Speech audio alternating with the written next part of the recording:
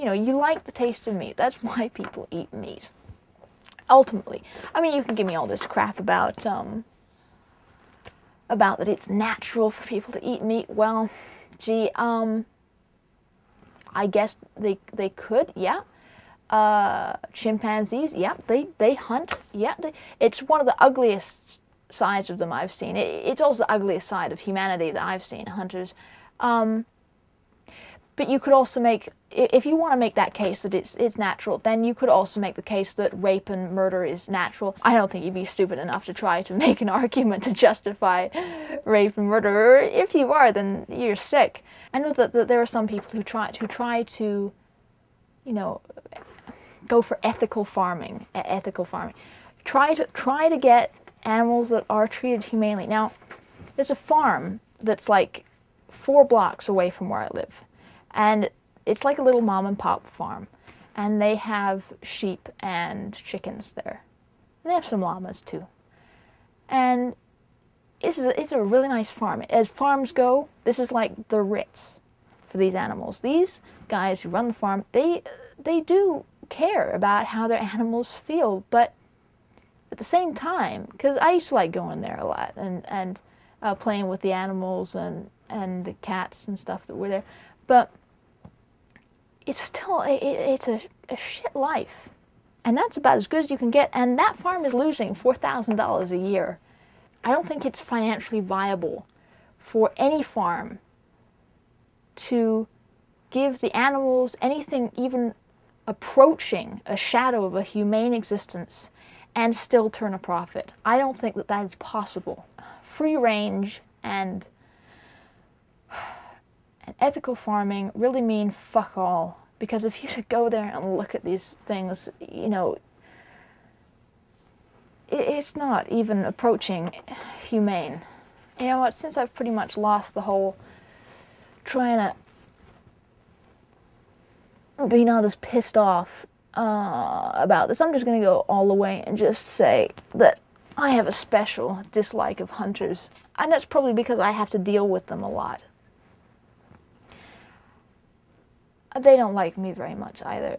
I've heard that whole thing about hunters, you know, getting back to nature, and it's this primal thing and this experience. And it's like, you know what, fuckers, if you hunt them with that guided surface-to-air missile you got strapped on your back, or whatever the frick that thing is, it's not getting back to your roots, kids. All right, if you want to get back to, you know, your more primitive time, then you strip. Get a stinky old bearskin and wrap yourself up in that, and I'll give you a pointed stick and some rocks, and then you'll be getting back to nature. Then it's a level playing field. And then, boy, if you manage to take down that deer, that's something, man. That's really good. You take him out with that, you know, guided surface-to-air missile, you're not, you're not manly. You're a twat. On some level, I can understand the thrill of the hunt, as it were. I'm not so keen on the killing part. And if you want to go after them for that adrenaline rush, the thrill of the hunt, be a photographer. I guarantee you, if you're in it for the adrenaline and for the hunt, photography, just the same rush. Guaranteed. You'll get exactly the same rush from that. But if you're in it because you like killing the animals, then, yeah, you'd be hunting them with a rifle. That's the bottom line, isn't it? Because whatever arguments you use to try to justify this shit, the bottom line is you do it because you think it's fun. And I think that's sick. See, I think it's possible for people to know all this stuff about the way that the animals are raised and slaughtered and stuff, and not be a vegetarian. Because on some other level, it really needs to hit home in an emotional way. For me, it was kind of a strange roundabout way. 9th grade, dissection class. We had to dissect a frog. I said to the teacher, I really wasn't comfortable with this. You see, I didn't see a point to it because this is standard for 9th grade. The same thing had been done thousands of times, millions of times, in classrooms all over, and I didn't see the point in doing it one more time. you know, if it's been done so many times, surely isn't there a detailed, you know, overhead projection that we can walk through as a class? You know, surely there must be something like that. I came back on the day, you know, when we had to do the frog dissection. I said, look, I've done this. I've gone online. I've gone onto the digital frog dissection website. They've got a great detail about this. And in fact, I put a fair amount of work into trying to find out more about this, because I knew that there were other people in the class too that didn't want to do the real frog dissection, that had real problems with it. And I found the agreement that, you know, if a school wanted to download the software and use it, that they could, and they could get a discount, and I'd printed that out and shown it to him. And I'd done a walkthrough of the digital frog dissection. I said, look, I'm sure, you know, give me the written part of the exam, I can do that. And he said, you do it, or you're going to be down a letter grade, because he's not going to give me the written exam until I've done the real frog dissection. I remember sitting down with this tray of dead bullfrog, and I just thought, no, I'm not doing this. Just no. And I calmly picked up my briefcase. I mean, not my briefcase, my, you know, zip-up binder, and well, I say calmly. I think you can reach a state of where you're so enraged that you appear calm. And I picked it up, and I chucked it across the room, and I left. I didn't say anything, I just left, and I just walked for hours.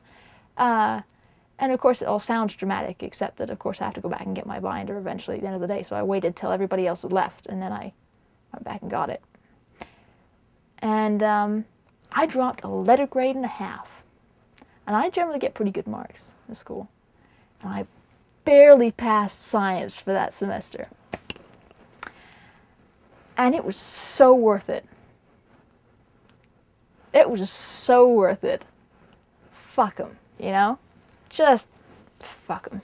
That's brilliant. It was never, I've never for a second regretted it. It's great. And the thing is, I wasn't the kind of kid who stormed out of class.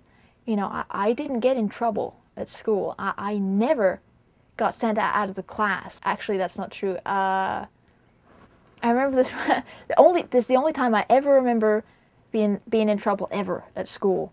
I was, my arch nemesis in the 7th grade, everybody has an arch nemesis when they're that old, was picking on my friend and had just turned away, and I just happened to notice that he wasn't looking where he was going, and I just moved my leg slightly, and he just, oh, it was perfect. He just fell right over my leg. And you know that little metal board that sticks out at the bottom of the chalkboard where the chalk sits? He just smacked himself right open on that one. It was like, oh, it was perfect.